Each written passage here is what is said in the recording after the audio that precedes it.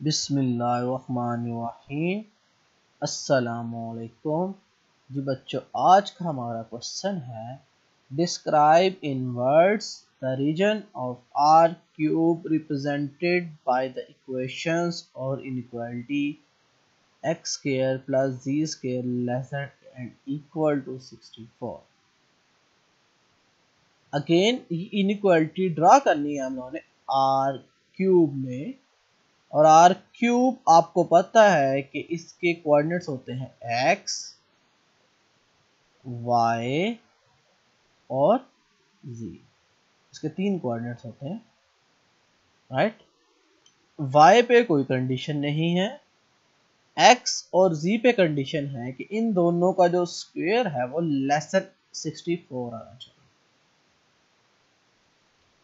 पहले इस चीज को समझने के लिए हम लोग अगर इसको R2 के अंदर देखें, R2 के अंदर बनाने के लिए आपको आइडिया देता हूं मैं कि अगर मेरे पास ये x एक्सिस हो, ये मेरे पास z एक्सिस हो, तो मैंने वो पॉइंट लेने हैं कि उन दोनों का स्क्वायर लेस देन 64 है। अच्छा, R2 के अंदर पहले इसको ड्रा करके दिखा रहा हूं। जब R2 के अंदर इसको ड्रा करेंगे, राइट, तो आपको एक बात क्लियर है कि 64 किसका स्क्वायर होता है? एग्जैक्टली 8 का स्क्वायर। अगर इनइक्वालिटी को R2 के अंदर ड्रा करना हो तो आपको ये ट्रिक पता है कि सबसे पहले इस इनइक्वालिटी को कन्वर्ट कर लिया जाता है किसके अंदर? इक्वालिटी के अंदर। तो ये 64 किसका स्क्वायर आ जाएगा? 8 का स्क्वायर। और आपको पता है x square plus ji square equal to 64 हो तो बनती है इक्वेशन ऑफ सर्कल और with radius R centre 0 0, right. तो ये इक्वेशन ऑफ सर्कल बन गई विद रेडियस आर यहाँ पे कितना बन रहा है? 8 एंड सेंटर 0 0, राइट। तो ये जितने भी मैंने लाइनें लगाई हैं इसका मतलब रेडियस है, और ये एग्जैक्टली कितना होगा? 8 होगा। मतलब ये भी 8 पे कट करेगा, यहाँ पे भी 8 पे, यहाँ पे भी 8 पे, और मतलब ये अगर कोऑर्डिनेट के पॉइंट ऑफ व्यू से देखा जाए तो माइनस है। दूसरे अल्फाज में क्या बनता है? सर्कल।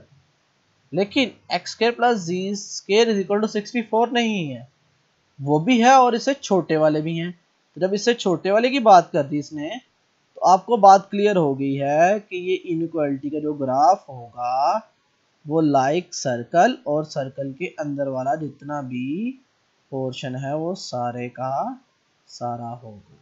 तो ये तो आपको क्लियर होगी बात कि अगर ये मैंने रिप्रेजेंट किया होता R2 के अंदर तो ये सर्कल आना था, और सर्कल के अंदर वाला जितना भी पोर्शन है वो आना था, राइट। अब इसको छोड़ते हैं, हम लोग इस सारी चीज को 3D में देखते हैं।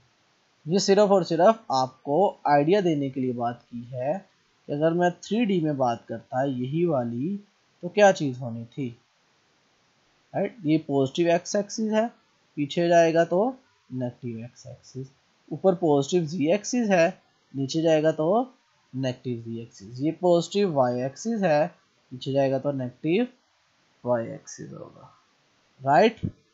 अब ये एक्स को आपके पास एक्स एक्सिस है, ये आपके पास क्या है? वाई एक्सिस है, और ये आपके पास क्या है? जी एक्सिस है। अगर इसी पिक्चर को हम लोगों ने जैसे वहां पे बनाया था यहाँ पे बनाऊं तो एग्जैक्टली क्या बनता है? सर्कल, और सर्कल के जितना भी अंदर वाला पोर्शन बन रहा है, राइट। ये आपके सामने बनाया मैंने, और एग्जैक्टली कहाँ पे कट करेगा? 8 पे। लेकिन यहाँ पे एक चीज का ख्याल रखिएगा, मैंने स्टार्ट में बताया था कि वाई पे कोई कंडीशन नहीं है। जब 2D में रिप्रेजेंट करते हैं एक्स और जी में, तो वहां पे एक चीज क्लियर है कि वाई वहां पे क्या होगा? 0, इसलिए 0 पे बना। अगर यहाँ पे वाई 1 फिक्स कर देता तो ये सर्कल 0 पे बनने की बजाय एग्जैक्टली ये पूरे का पूरा सर्कल और इसके अंदर वाला जितना भी पोर्शन है ये कहाँ पे बन जाना था? 1 पे बन जाना था। 1.2 लेते तो 1.2 पे, 2 लेता तो 2 पे, -1 लेता तो -1 पे। और जब आप जितने भी कॉइन्स हैं इनको इकट्ठा करो, मतलब ये किस्म का आपके पास एक सिक्का बन गया ना, आपके पास कॉइन बन गया ना आपके पास। जैसे सिक्का चलता है हमारे, तो एक सिक्का 0 पे है, एक 1 पे है, और इस तरह सिक्कों की तहें लगाते जाओ तो आपके पास लाई का क्या बन जाएगा, एक शेप, सिलेंड्रिकल शेप आ जाएगी, राइट। वह सिलेंडर नहीं बना होता, यहाँ पे भी सारे के सारे क्या बनते जाएंगे, सर्कल और अंदर वाले पोर्शन भी। लेकिन यहाँ पे जो सिलेंडर होगा वो अंदर से फिल हुआ होगा, क्यों, क्योंकि ये अंदर वाला पोर्शन भी सारे का सारा शामिल। जैसे आपका सारा सिक्का इकट्ठा, आप एक काम करना, एक कॉइन रखा, उसके ऊपर दूसरा, उसके ऊपर तीसरा, ऐसे कॉइन इकट्ठे करते जाओ तो आपके पास एक शेप बनेगी। एग्जैक्टली वही शेप यहाँ पे बन रही है, राइट। तो आपको एक सारी की सारी बातें क्लियर हो गई। अब आप लोग इसकी प्रैक्टिस के तौर पे ये काम कर सकते हो, जैसे मैंने x square plus ji square less than equal to 64 लिखा है, आप लोग लिख सकते थे x square plus y square less than and equal to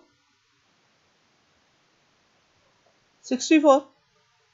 इससे क्या होना था, इससे सिर्फ और सिर्फ इस चीज पे फर्क पड़ना था कि जो यहाँ पे मेरे पास सिलेंडर बना था वो किसके पैरेलल बना था, जो फ्री वेरिएबल था, मतलब जिसपे कोई कंडीशन नहीं थी, वो वाई एक्सिस पे कोई कंडीशन नहीं थी। अब किस पे कोई कंडीशन नहीं है, जी एक्सिस पे। जब आप इसका ग्राफ देखेंगे, ये मेरे पास एक्स एक्सिस है, राइट, ये मेरे पास वाई एक्सिस है, ये मेरे पास जी एक्सिस है, और इसको 2D में बनेगा तो वही बनेगा। लेकिन 2D में अब x और z नहीं होंगे, क्या यूज होंगे, x और y, राइट। इसी तरह यहाँ पे x, y और z, तो यहाँ पे जो इस दफा सर्कल बनेगा, लाइक वो इस तरह की शेप का होगा, सर्कल फिल हुआ हुआ। अब ये कहाँ पे बनेगा, जहाँ पे z क्या होगा, 0, xy प्लेन में देखा जाए। अगर z 1 होगा तो एग्जैक्टली कहाँ पे बन जाएगा, 1 पे, और अंदर वाला सारा का सारा भी 1/2 होगा तो एग्जैक्टली कहाँ बन जाएगा, 1/2 पे। लाइक ये भी एक सिलेंडर ही बना, लेकिन ये किसके पैरेलल बना, जी एक्सिस, क्योंकि यहाँ पे जी नहीं था। इस तरह आप लोग जब एक्स नहीं होगा, वाई और जी होगा, तो वो सिलेंडर ही बनेगा, लेकिन वो किसके पैरेलल बनेगा, एक्स एक्सिस के बनेगा। क्योंकि एक्सिस, एक बात याद रखना, जिस एक्सिस पे कोई कंडीशन नहीं है, इसका मतलब वो उस तरफ किसी तरफ भी जा सकता है। जैसे यहाँ पे वाई पे कोई कंडीशन नहीं थी, तो एक बात क्लियर होगी कि वाई पे पूरे के पूरे पे जहाँ पे मर्जी जा सकता है, ऐसे जहाँ पे मर्जी वाई पे जा सकता है ना। तो एक पॉइंट बना के पूरे वाई पे हम लोगों ने जब उसको रोटेट करवाया, तो आपको खुद ही आइडिया हो जाएगा कि क्या चीज़ बन रही है, राइट। तो ये आपको पता लग गया क्या बनता है, सिलेंडर बनता है, और सॉलिड सिलेंडर है, क्योंकि अंदर से भी ये फिल है, राइट। तो यहाँ पे ये भी डिस्क्राइब हो गया, और इस तरीके का कोई और भी आ जाए तो भी आपको डिस्क्राइब करने आ गया है। दूसरी बात, अगर ये यहाँ जस्ट ये वाली चीज होती, x square plus ji square is equal to 64 होता, जस्ट ये वाला पोर्शन होता, इसका मतलब क्या हुआ कि इसका अगर 2D में ग्राफ देखना था, जस्ट एक सर्कल आना था और अंदर वाला पोर्शन है नहीं आना था। तो जब 3D में इसका ग्राफ देखा जाना था, तो आपको बात क्लियर हो जानी थी बिल्कुल, जब 3D में इसका ग्राफ आना है तो जस्ट ये क्या बनना है, सिलेंडर तो बनना है, लेकिन सिलेंडर अंदर से क्या होना है, खाली होना है। जस्ट लाइक एज आप लोग एक पेज लें और उस पेज को रोल कर लें, तो जो आपके पास शेप बनेगी वो सिलेंड्रिकल बनेगी, उसके अंदर वाला पोर्शन नहीं होगा। लेकिन जब आप कॉइन रखेंगे तो उसके अंदर वाला पोर्शन होना है। जब इसका वर्ड सुन लेते हैं, it's describe the set of all the points in R3 whose distance from y axis is at most 8। वही बात बताना चाह रहे जो हम लोगों ने वहाँ पे बात की थी कि हमारे पास जब ये डिस्क्राइब करता है तो जो x y एक्सिस से मैक्सिमम डिस्टेंस आएगा वो 8 होगा। आपके सामने ही है, जब यहाँ पे आपको सामने सर्कल बन रहा था तो ये सर्कल का y एक्सिस से कोई सी भी रेडियस लिया जाता वो 8 ही आ रहा था। 8 का बन रहा है ना, आपको बताएं कैसे, इसलिए वो बता रहा है कि वाई एक्सिस से डिस्टेंस एट मोस्ट क्या होगा, 8 होगा। Thus the inequality represents the consisting of all the points on or inside a circular radius along the y axis। ये आपको सामने बनाया है और ये एग्जैक्टली अंदर से सारे का सारा क्या होना है, फिल होना है, खाली नहीं होगा क्योंकि लेस एंड इक्वल है। अगर जस्ट इक्वल होता तो सिर्फ ऊपर बाउंड्री आनी थी, अंदर वाला कोई भी पोर्शन है नहीं आना था। जैसे कि आप लोगों को भी क्लियर कर दिया है जी, बहुत शुक्रिया।